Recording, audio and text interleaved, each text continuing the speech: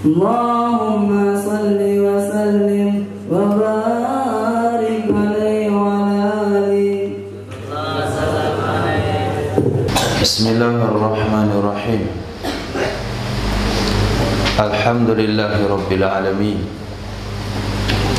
Wa sallallahu ala sayyidina maulana Muhammadin sayyidil anbiya'i wal mursalin wa habibi rabbil alamin wa ala ashabil akramin wa ahli baitihi at-tahirin wa azwajihi at-tahirati ummahatil mu'minin wa ikhwanihi minal anbiya wal mursalin wattabi'ina lahum bi ihsanin ila yaumiddin. Amma ba'da.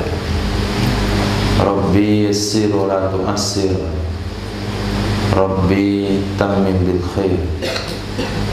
Rabbana israh lana sudurana wa yassir lana umurana wa umural muslimin wahlul 'uqdatam min lisanina yafqahu qawlana. Bisanadina al-muttasili ila imamil khatimatil faz al-imam Jalaluddin As-Sayyuti rahimahullahu ta'ala wa qaddasallahu sirrahu wa adama nafa'a bi ulumihi wa barakatihi wa nafahatihi wa madatihi wa karamatihi fid dharaini amin. Hadis 5481 diriwayatkan oleh Sayyidina Abi Hurairah radhiyallahu anhu. Sunnah, anjuran, aturan, arahan sebuah badan pendidikan. Alimu, ajarkanlah oleh kalian, ajarkanlah oleh kalian. Artinya ajarkanlah ilmu agama yang Allah titipkan kepadamu. Wala tu'annifu, jangan kalian kasari, jangan kalian kasari, atau jangan kalian bersikap kasar. Fa innal muallima khairum minal muannifi, maka sesungguhnya seorang guru, maka sesungguhnya seorang yang mengajar itu lebih baik daripada mu'annif, seseorang yang bertindak kasar, seseorang yang bertindak kasar. Maka pendidikan itu didasari dengan basyir wala tunaffir, yassir wala tu'assir, bahasa hadis di atas. Kemudahan jangan dipersulit, berita gembira bukan berita petakut. Di sini lengkapi, didik, ajarilah, ajarkanlah, tapi jangan berbuat kasar. Jangan berbuat kasar.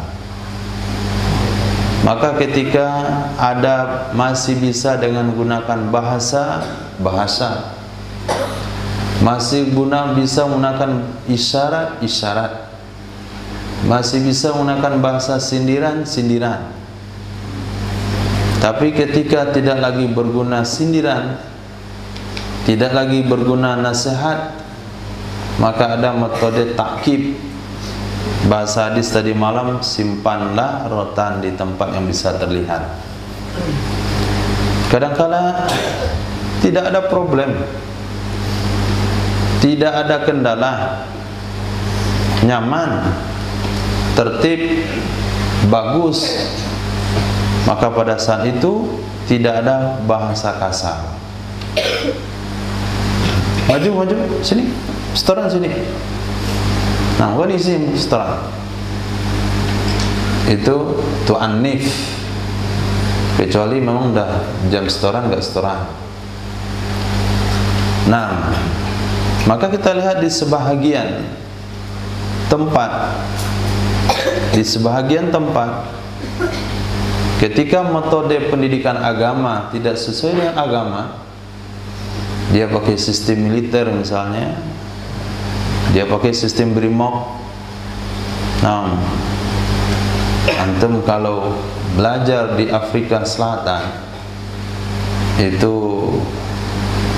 bakalan pulang langsung, tobat belajar seumur hidup. Itu kalau salah dalam setoran, itu bukan ditegur. Bos ini kan gurunya ini aja. Salah berarti. Situ salah. Entah di mana datangnya, kena aja punggung satu. Salah.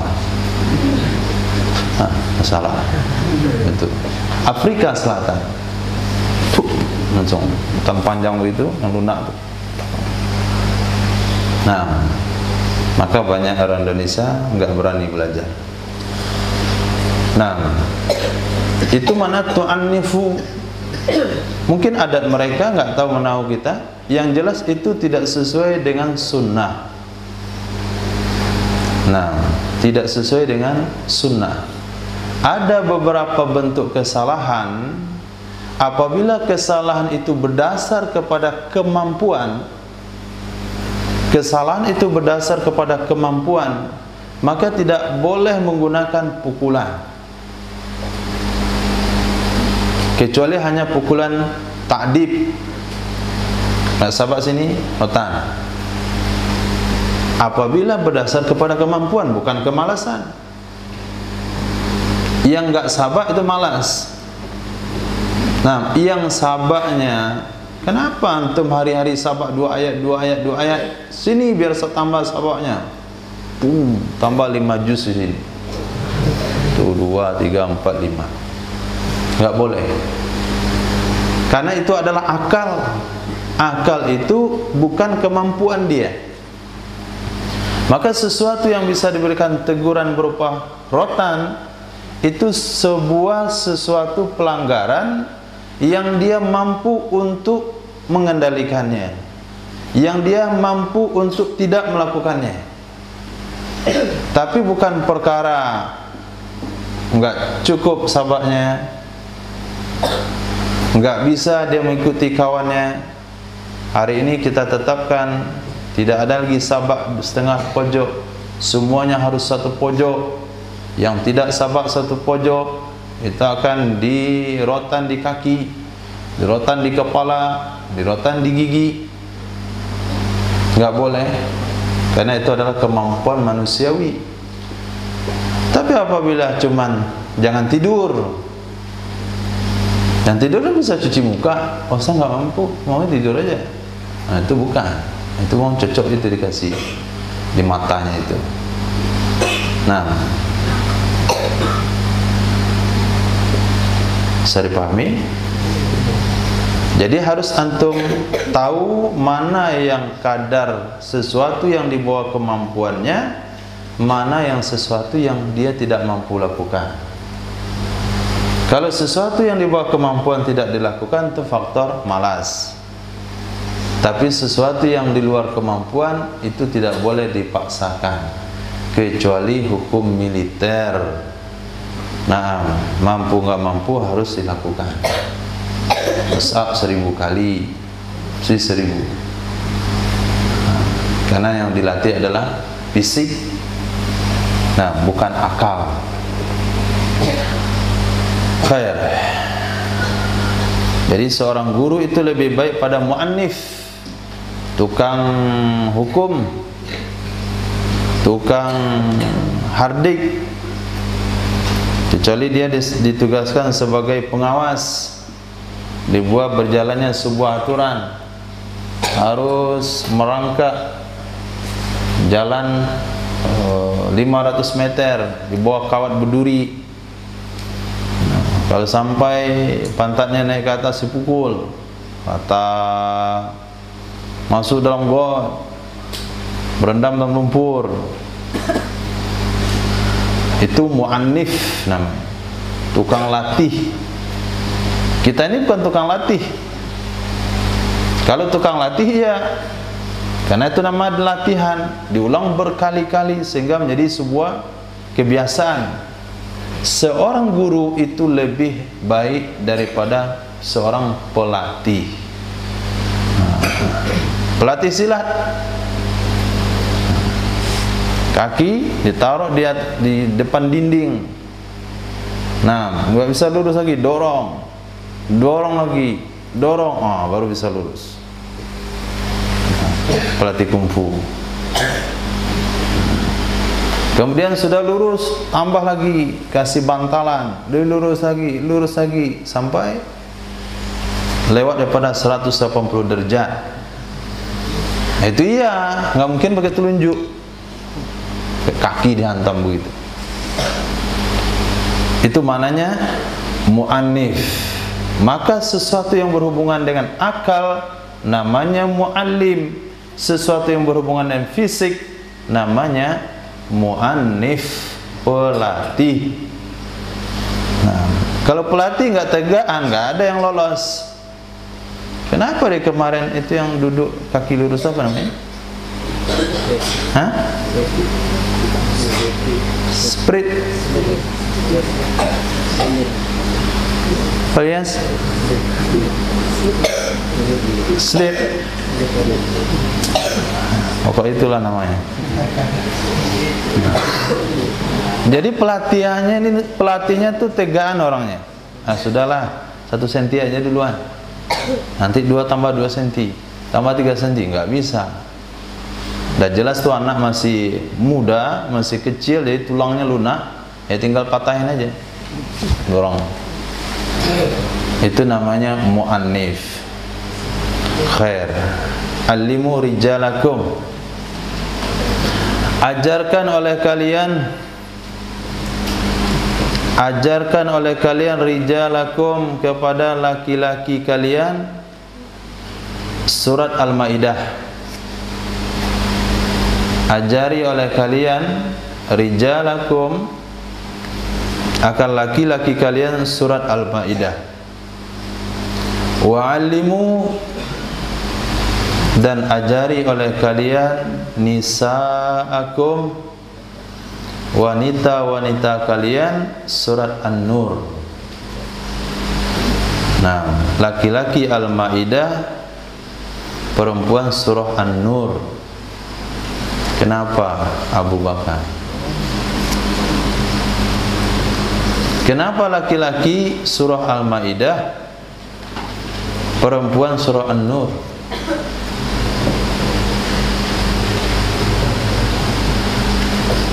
Karena Ismail, karena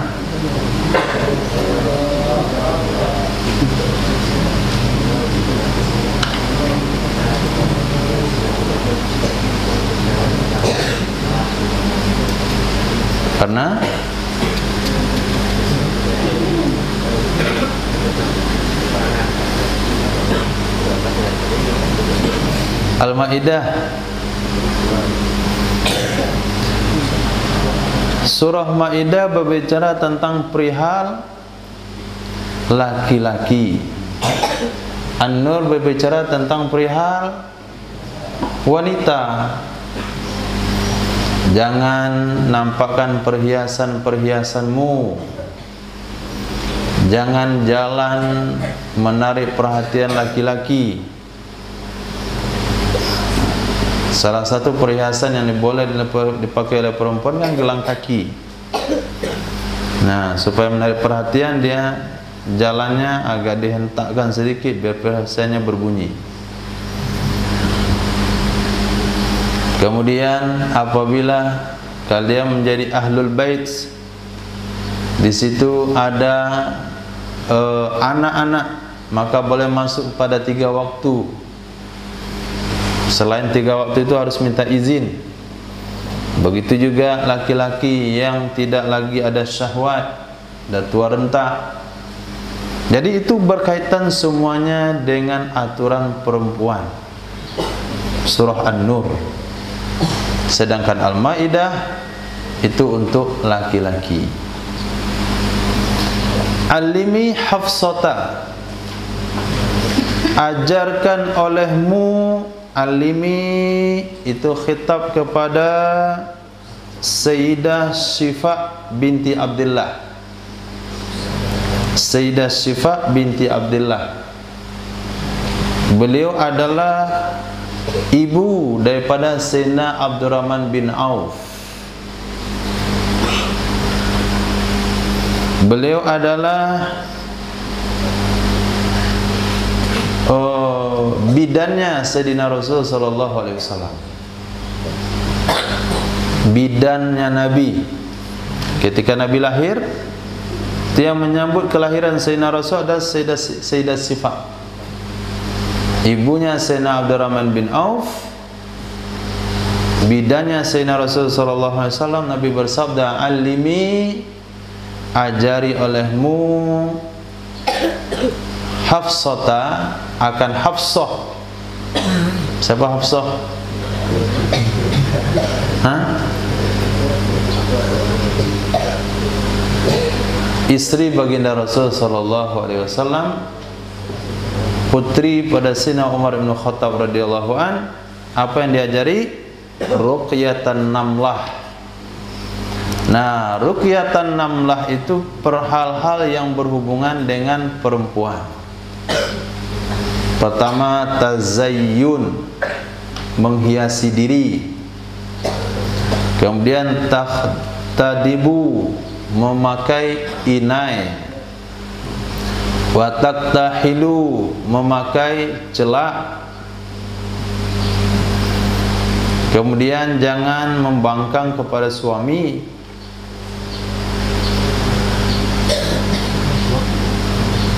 Kemudian bagaimana cara memberikan pelayanan kepada seorang suami. Karena Sayyidatina Hafsah masih kecil, tidak tahu dengan hal-hal seperti itu. Setelah Nabi menikah dengan Sayyidatina Hafsah, Nabi katakan kepada ibu bidannya, kepada dukun beranaknya, nah, tolong ajari Hafsah itu hal-hal yang berkaitan dengan wanita.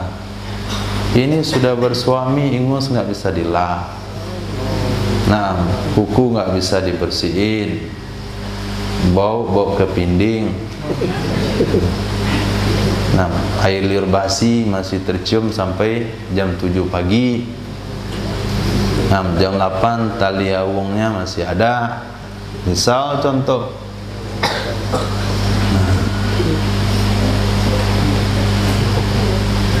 Nah, perempuan sekarang nggak perlu diajari hal-hal seperti itu. Nah, mereka dah pandai. Ya itu doang, menghias diri saja. Yang lain nggak pandai. Nah, maka di sini dikatakan kemarin dalam kitab fikih kita baca, disunahkan memakai inai. Bagi siapa? Bagi siapa? Wanita yang sudah menikah. Nah, tidak sunnah memakai inai bagi wanita yang belum menikah.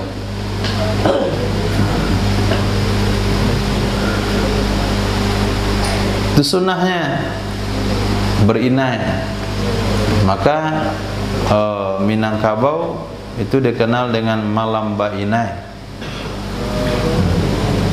Kapan malam bainai? Setelah seorang wanita melakukan akad nikah.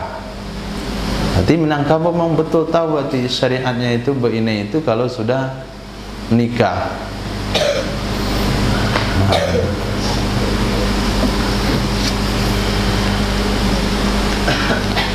Jadi di samping seorang wanita tahu dengan agama, juga dalam waktu yang sama yang tidak kalah penting, yaitu tahu bagaimana menunaikan hak suaminya. Maka Nabi mengajarkan memerintahkan kepada Sayyidina Sifah binti Abdullah untuk mendidik, memberitahukan kepada istri beliau Sayyidatina Hafsah radhiyallahu ta'ala anha, begini yang harus kamu lakukan dalam status sebagai seorang istri. Maka di samping kemarin disunahkan untuk belajar menjahit, dalam waktu yang sama juga punya keahlian dalam bidang memasak. Nah, memasak.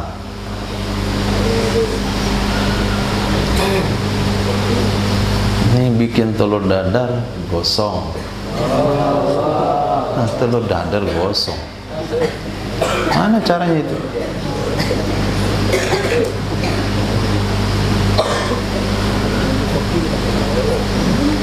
Kalau telur dadar gosong nanti kamu kasih makan apa?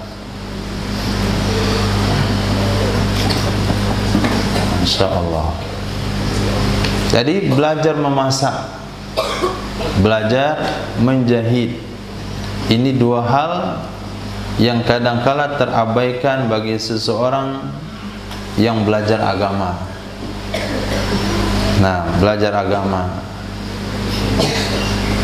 Alaika sam'a wa ta'ah. Alaika sam'a wa ta'ah. Hendaklah atau kewajibanmu, alaika kewajibanmu, artinya selalulah kamu as-sam'a mendengar, wa ta'ata dan taat,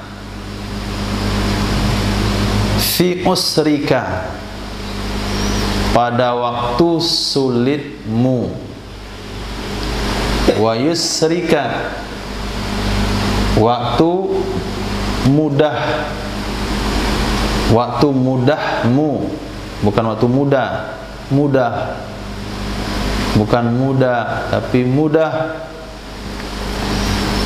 wa mansatika waktu semangatmu, wa makrahika waktu tidak moodmu, wa asaratun alaika dan utamakan olehmu atas kepentinganmu, utamakan olehmu atas kepentinganmu.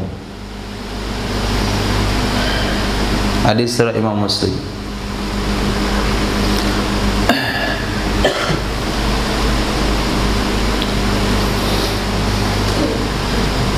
Jadi bahasa dengar dan taat kepada perintah Allah, kepada sunnah baginda Rasul sallallahu alaihi wasallam itu adalah mutlak.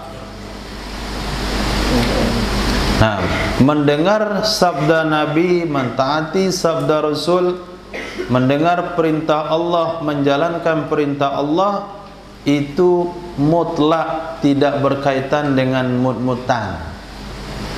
Mau waktu susah, waktu lapang, waktu semangat, waktu enggak semangat, yang penting atharatun alaik, utamakan itu atas segala-galanya. Rashid, kenapa antum enggak sholat? Sedang enggak mau sholat. Enggak ada bahasa enggak mau sholat. Wajib dengar dan taat waktu kurang semangat, waktu bersemangat, waktu banyak problem, waktu enggak ada problem. Ketika seseorang bisa menjaga ketaatan kepada Allah dan Rasul, kesetiaan kepada Allah dan Rasul waktu kapanpun, Allah janjikan sesungguhnya beserta kesulitan itu ada kemudahan. Kau punya ayatnya?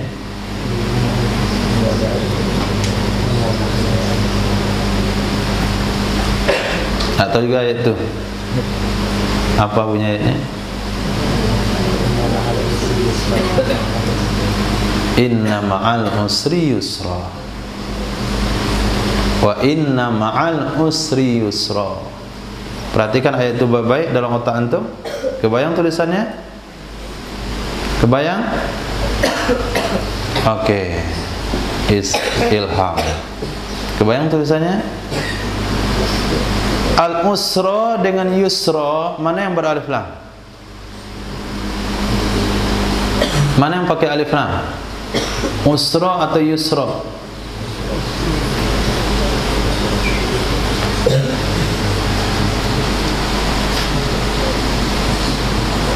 Mana yang pakai alif lam?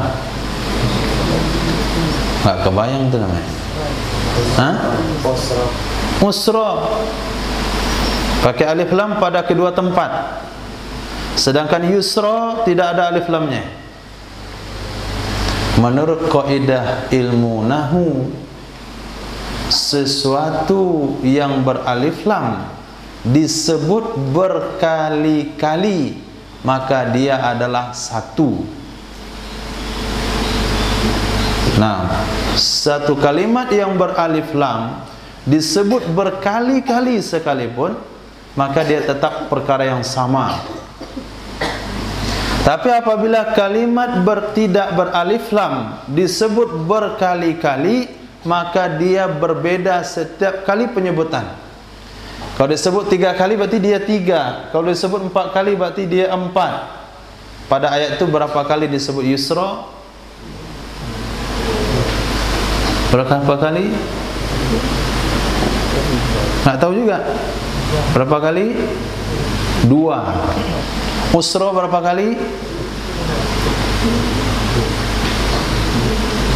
Usra berapa kali? Ya Allah, pandai berhitung nggak? Berapa kali Ibrahim?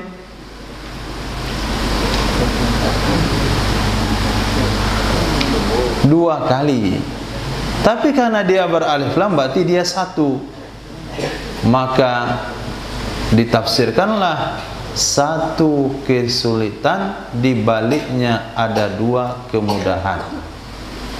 Apabila kita menemukan 1 kesulitan, maka setelahnya akan ada minimal 2 kemudahan. Begitu yang Allah janjikan dalam Al-Quran, kalau dia bisa bersabar dengan kesulitan tersebut. Lewati perkara sulit dalam hidupmu 1 kali saja, maka setelahnya kamu akan ditunggu oleh 2 kemudahan minimal. Tapi apabila gagal melewati sebuah 1 kesulitan, maka kegagalan itu akan dinikmati sampai akhir hayat.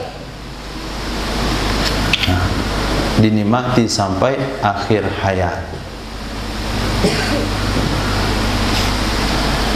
Maka dalam pepatah yang lain Arab katakan, apabila kamu tidak mau menelan madu kesulitan di dalam belajar, maka kamu akan bersabar meminum, maaf salah, apabila kamu tidak mau menahan kesulitan belajar, maka kamu akan memakan pahitnya kebodohan sepanjang usiamu.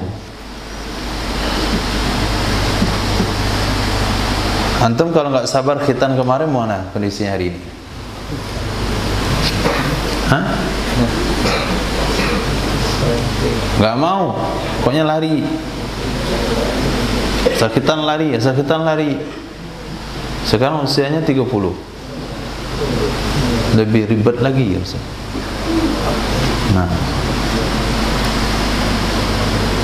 hari ini nggak mau dengan aturan-aturan, maunya kebebasan, bebas sebebasnya seperti burung di udara. Sampai usia berapa kebebasan itu antum nikmati? Aldo, sampai usia berapa? Hah? Apakah usia 30 tahun antum akan minta uang belanja lagi? Usia 25 tahun minta uang belanja? Tidur di rumah orang tua? 25 tahun, 30 ya juga, 35. Nah, ditendang orang, bujang lapuk, keluar rumah sini.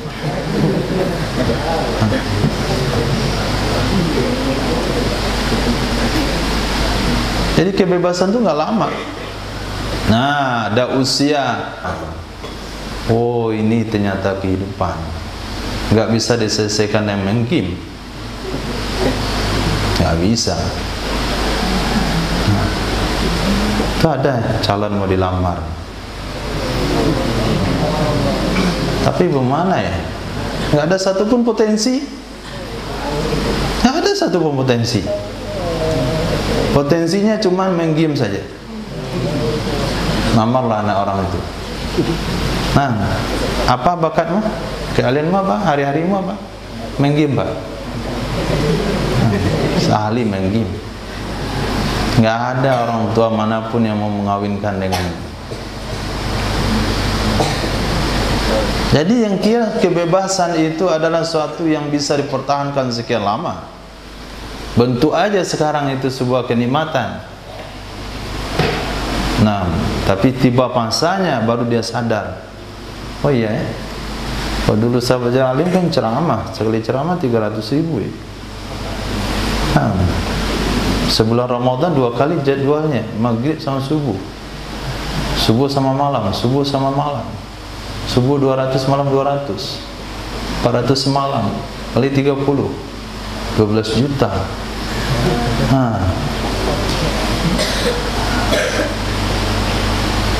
Assalamualaikum Bapak Ibu, alhamdulillah Ramadan penuh berkah ini saya akan ajarkan ibu-ibu main game. Nggak bisa. Keterampilan tidak tahu, ini nggak tahu, itu nggak tahu. Tapi ketika dia sabar melewati pahitnya sebuah pendidikan, Masya Allah, 10 tahun ke depan. Nah, Ustaz Raihan.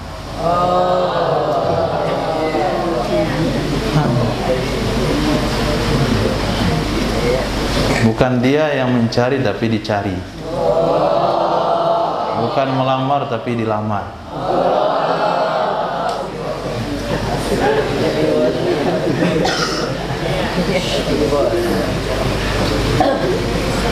Alaika bil iyas. Bukan Ilyas, Iyas. Selalulah kamu tidak berharap. Iyas artinya putus asa. Alaika bil iyasi. Selalulah kamu berputus asa, memutuskan harapan mimma fi aidin nas, dari sesuatu yang ada di tangan-tangan orang lain.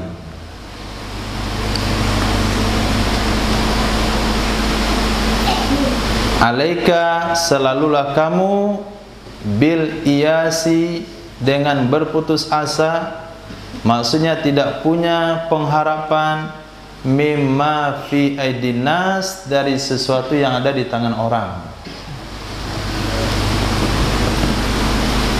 Apa maksudnya? Kalaupun kawan buka lemari bunyi kresek, nggak usah noleh, tidur aja, jangan bangun. Ini udah tutup mata, bunyi kresek, bukan? Apa itu? Iyas. Pegang prinsip tidak berharap dengan apa yang orang punya. Nampak kan sedang makan enak, noleh kayak nggak tahu aja. Nah, kayak nggak tahu. Bukan pengen dikasih tahu. Assalamualaikum. Wassalam. Berdiri aja situ. Antum cari apa? Nggak ada. Ternyata pengen diundang duduk juga. Nah, jangan punya prinsip seperti itu. Nah, Masya Allah. Nah, jumpa sama orang sederhana, orang miskin yang dia tidak berharap, keluar handphonenya bagus. Nah, ketemu sama orang kaya, keluar handphonenya butut. Ini perangai sebahagian yang dikatakan ahli agama. Perangai sebagian orang yang mengatakan tamat pendidikan agama. Kok berbeda sikapnya? Kenapa kamu lihatkan handphone jadulmu di depan orang kaya itu? Hah? Handphone gak nampak di gambarnya. Pengen ditanya, kenapa Ustaz handphonenya? Ini Pak nggak nampak gambarnya. Nah, gantilah. Pengganti ndak ada. Itu namanya tamak, berharap dengan apa yang ada di tangan manusia. Kalau berkunjung ke rumah orang kaya pakai baju yang paling bagus, nah, sorban, gamis, jam tangan, Masya Allah, walaupun murahan tapi kaya bagus itu. Nah, jadi maka Imam Malik katakan, pakailah pakaian yang menyebabkan orang lain mengatakan beri saya, beri saya. Artinya pakaianmu, penampilanmu menunjukkan kamu orang cukup, padahal nggak ada uang sebetulnya. Nah, jangan buat penampilan kasihani saya, kasihani saya. Tapi kalau datang ke rumah orang-orang yang sederhana, orang-orang miskin, pakai baju yang sederhana, pakai baju yang lebih miskin lagi. Nah, itu sikap yang diajarkan oleh baginda Rasul sallallahu alaihi wasallam. Jangan pernah menanamkan dalam hati atau selalulah tanamkan sifat tidak berharap dengan apa yang ada sama orang lain. Maka hari ini antum belajar dengan kawan, belajar dengan kawan. Kita tahu di lemarinya lengkap semuanya, kayak minimarket. Nah, teh ada, kopi ada, susu ada, gula ada, snack ada, lengkap kayak minimarket. Memang betul-betul mini. Itu jangan pernah menoleh, jangan pernah berharap. Wa iyyaka wat tama', jauhi olehmu rakus. Naam, wa iyyaka wat tama', jauhi olehmu sifat rakus. Fa innahul faqrul hadir, maka sesungguhnya rakus itu adalah kemiskinan yang nyata, kefakiran yang hadir.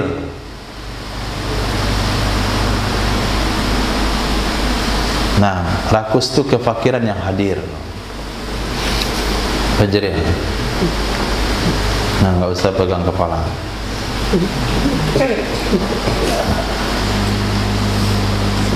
Maka tanamkan sifat cukup.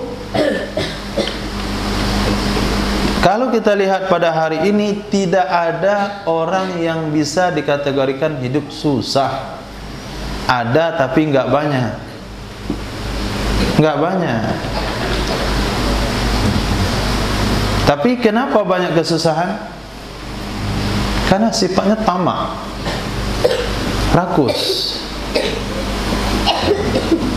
Kalau hidup serba ada, maaf, apa adanya, maka tidak ada yang bahasa namanya kurang. Semiskin-miskinnya manusia, berapa lembar pakaian dia punya di rumah? Berapa kali makannya sehari? Nah, tidak seperti di zaman Rasul yang 2 bulan makan kurma cuma air. Tidak seperti sahabat yang memiliki hanya 1 helai kain sarung. Itu helai kain sarung saja, berani juga melamar. Berani.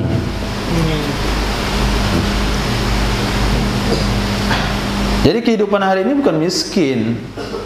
Kehidupan hari ini tidak bisa menstel hatinya untuk tidak rakus. Nah, khair. Wasalli salataka wa anta muwaddi'. Sallu salatal muwaddi'. Bukan salat maudi, muadi. Nah, ada yang baca sallu salatal muadi. Itu nggak perlu sholat, telepon dia orang tua.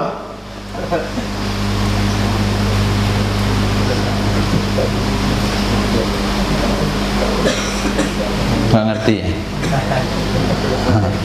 Entah nggak dengar imam tuh kadang-kadang baca sallu salatal muadi, mau adik katanya, bukan muadi'.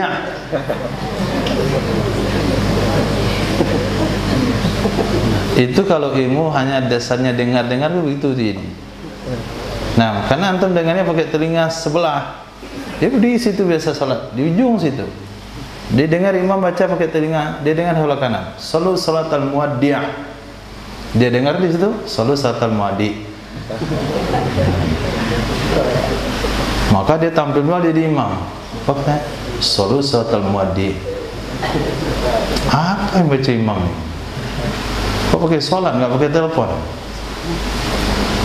Nah, lihat tulisannya baik-baik, tuan-tuan imam. Muwaddi'. Nah, sallu salatal muwaddi'. Salatlah kamu akan salatmu.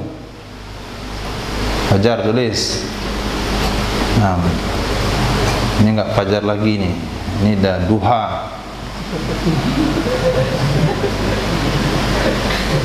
Salli salataka, salatlah kamu akan salatmu, wa anta muwaddi', padahal engkau akan pergi selama-lamanya.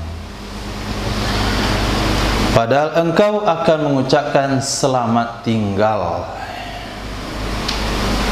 Wa iyyaka, dan jauhi olehmu, hindari olehmu, ma yu'tadzaru min, sesuatu yang perlu diberi alasan darinya. Sesuatu yang perlu diberi alasan darinya. Ini prinsip mudah dalam hidup diajarkan oleh Rasul.